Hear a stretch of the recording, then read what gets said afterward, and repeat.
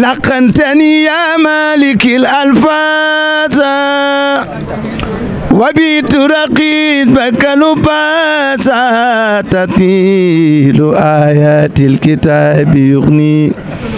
عن المكاري بفضل المغني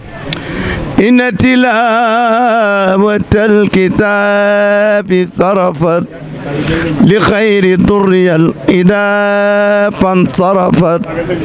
لا ينتهي إلى آيات سوء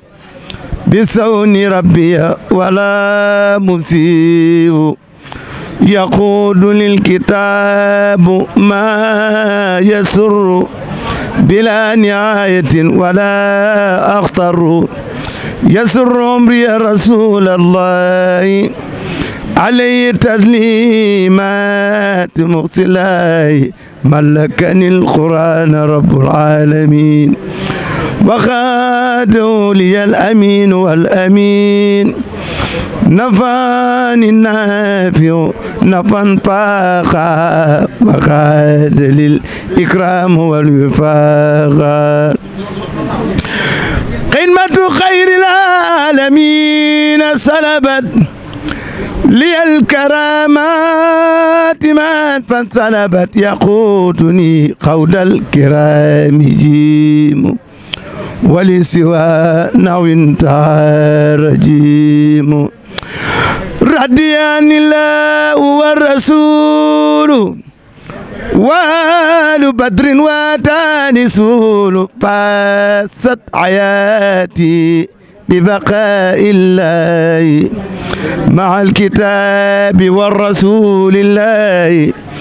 قلبي وديعة لربي واللسان مع الجوار وفوز بيسان يقودني بعصمة للجنة من زانني عن الأساب جنة ربي أحمد على محمد نعم وسيلتي لربي سمدي فأغنيني اليوم وبعد بفضلك وجودك وكرمك وبجاه رسول الله صلى الله تعالى عليه وسلم آمين يا رب العالمين. بسم الله الرحمن الرحيم وصلى الله تعالى على سيدنا ومولانا محمد وعلى آله وصحبه وسلم تسليما والسلام عليكم ورحمة الله تعالى وبركاته. أما بعد ففي نظمنا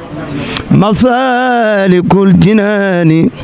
في خدمة المطهر الجنان آتي الأبيات من ظنني غير خديم المصطفى فإنني أخدم بما اصطفى من ظنني غير خديم المصطفى فإنني أخدمه بما اصطفى أخدم إلى دخول الجنة دار القرار والمنى والمنة. من سن أنه يكون أبدا يرضي بالذي كخدمتي بدا فخره الضلال والإدلال ينقاد لي منه بالعلال مدات